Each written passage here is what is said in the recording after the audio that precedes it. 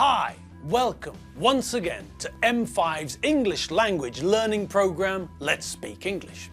I'm Gav Duncan and I'm here on your TV to help you learn English. Now, are you sitting comfortably? Yes? Good. And are you ready for today's lesson? Yes? Good. Okay, well, let's learn English together.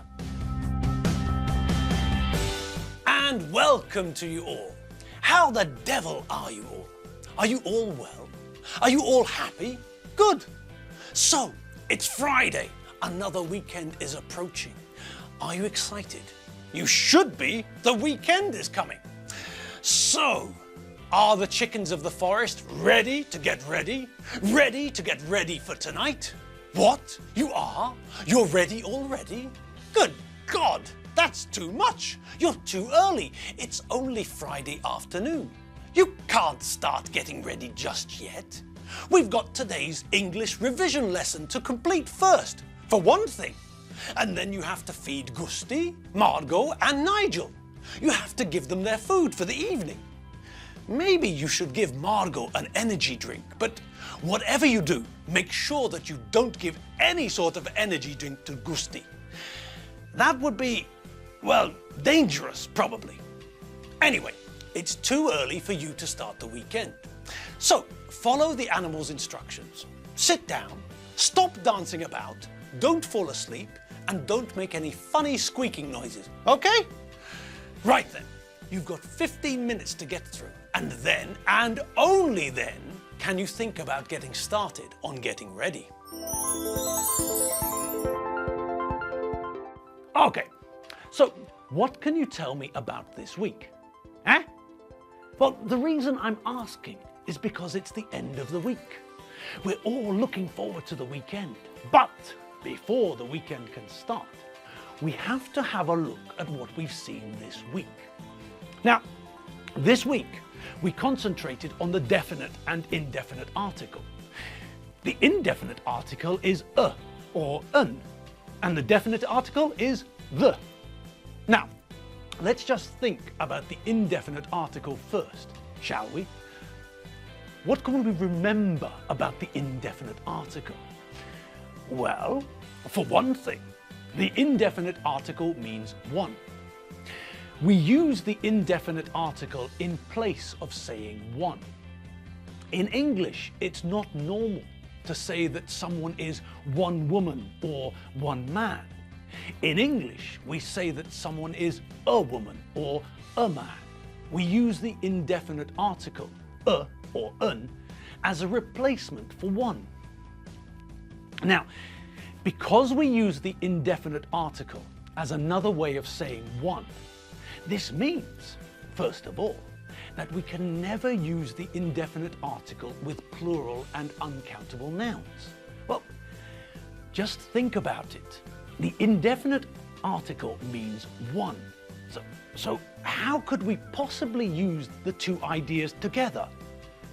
1, 3, eh? There was 110 men sitting in the pub, eh? See, it doesn't work. It makes no sense at all. The whole sentence falls apart. Okay, now the other type of nouns where we can't use the indefinite article are uncountable nouns. Again, think about it. It makes no sense. The indefinite article means one, and uncountable nouns can't be counted. They're uncountable. So it's impossible. We can't say something like, I'd like a rice. Rice is uncountable. So we can't use it with numbers. We can't use it with Now, although we can't say something like a rice, there are other ways we can alter the uncountable noun to make it possible to use or un. We know. We learnt about this in the past. We can make uncountable nouns countable, can't we? Does anyone remember how we make uncountable nouns countable? If we put the uncountable noun into a container, for example, then we can count the containers. We can have a bottle of water, for example, or a carton of milk. We can have a glass of lemonade or a cup of coffee. So there are ways we can turn uncountable nouns into countable nouns. We can also use measurements. We can count a gram or a kilogram of sugar, for example. We can count a litre or a hectolitre of gin, can't we? Okay, so we remember the ways that we can change uncountable nouns into something we can count. Good. Now, let's just think about something I said earlier. I said that we can't use the indefinite article with uncountable nouns. But, well, with certain uncountable nouns we can. Do you remember what Enid told us about ordering drinks? Let me dig it up for you. Now, where was I? Oh yes, that's right. Well, remember when Gad said that coffee was uncountable? Yes, well, it is and it isn't. With coffee, tea, beer, water, vodka, gin, orange juice, apple juice, with all of these liquids, we learnt that they're uncountable, didn't we? Yes, and that's perfectly logical. But, nevertheless, nonetheless, even so, just the same, despite that, in modern Britain, everyone treats them as countable. Why? Well, because it's logical. These liquids are things we drink every day. Coffee, tea, juices, water. Now, native speakers always like to use the shortest possible form. We like to say, I'm coming, not I am coming, for example. Well, what happens with these liquids is that we make the uncountable countable. We decided that it takes too long to say, I'd like a cup of coffee, please. Or, I'd like a pint of beer, a glass of vodka and orange juice, and a glass of gin and tonic, please. So, we know that the person we're speaking to will understand that we want a cup of, or a pint of, or a glass of. So, we just remove that part. And we know that they'll understand. And they do. We can save a lot of time when we're in the pub. We can't save money, but we can save time when we're in the pub. I'd like a pint of beer, a glass of vodka and orange juice, and a glass of gin and tonic, please. That's almost 10 seconds! 10 seconds! That's too much! Now, what about the native speaker's way? I'd like a beer, a vodka and orange juice, and a gin and tonic, please. 4 seconds, less than half. Okay, so although we know that officially all those liquids are uncountable, in the real world we can use and un with them. Everyone knows what we're talking about. I feel better now that I told you that. Okay, well, I'm off. I'll try to find Rupert and Archibald, and then we'll go for a drink. Maybe a coffee, maybe a beer. Maybe a tea, maybe a vodka and orange juice, maybe a gin and tonic. But whatever we drink, we'll order it in record time. Okay, people? Oh, sorry, gods of English. That's all from me. I'll see you next time. If Gav allows me to speak to you. Toodaloo, pip pip, and chitty bye. Of course, have fun, all of you. And remember to save time when you're ordering drinks. Just like the native speakers. Chitty-bye! Okay, back to where we were before. Generally speaking, we use the indefinite article and un when we're talking about one of many, or when we don't know which particular one. We also use the indefinite article when we're talking about someone's job or profession, or if we're saying that someone belongs to a particular group. When we introduce an idea for the first time, we normally use the indefinite article because the person we're talking to doesn't know about it. But if we mention the same thing again, then we use the definite article because it becomes definite. Now the person we're talking to knows which one we mean. Look at this example. A man walked up to a policeman and asked him a question. The policeman didn't understand the question and asked the man to repeat the question. The man didn't want to repeat the question and hit the policeman.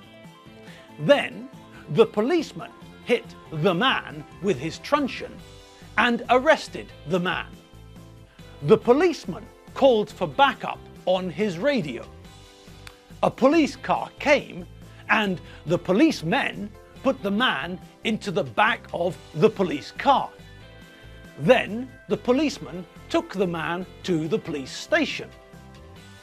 Okay, so let's just look at that little story together, shall we? Let's dissect the story.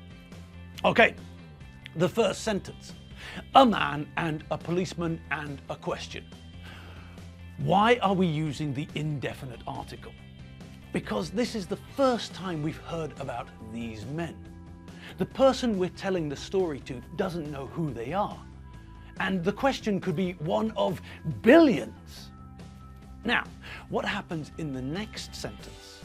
Well, now we introduce the definite article. Why? Well, because now we know which man and which policeman we're talking about. And why the question? Because we know which question we're talking about. The question that the man asked. And in the next sentence, it's the same. We use the definite article because we know the people that we're talking about.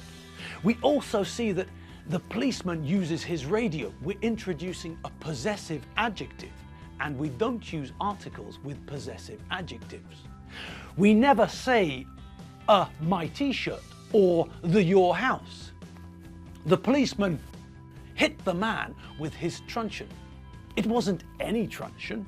There aren't truncheons lying around in the street. This is a specific truncheon.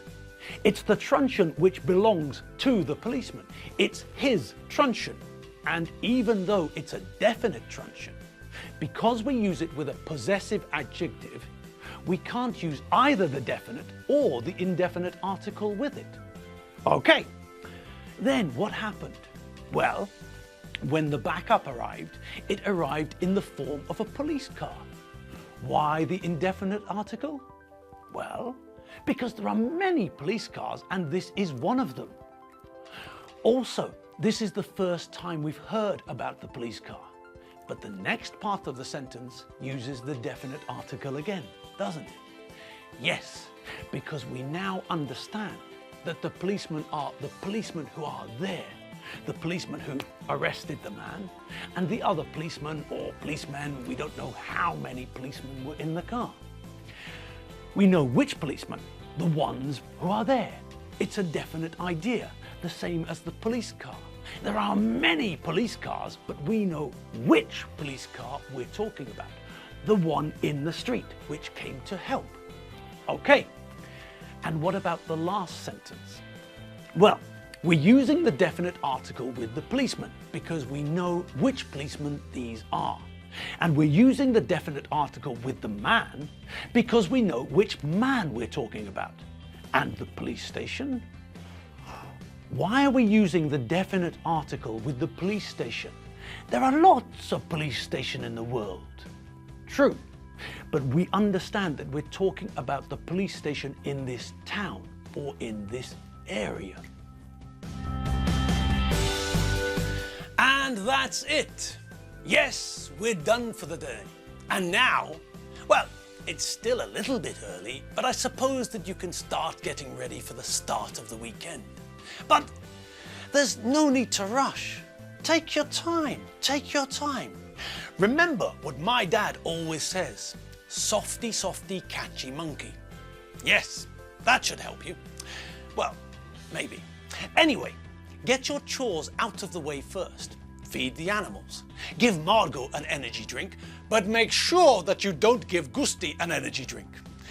Make sure that Nigel has got fresh carrots, celery and water, and then Then you can start thinking about getting ready. And we'll see you all again on Monday. Have a great weekend. Remember to visit www.m5tv.hu if you need some more English. See you later. Bye.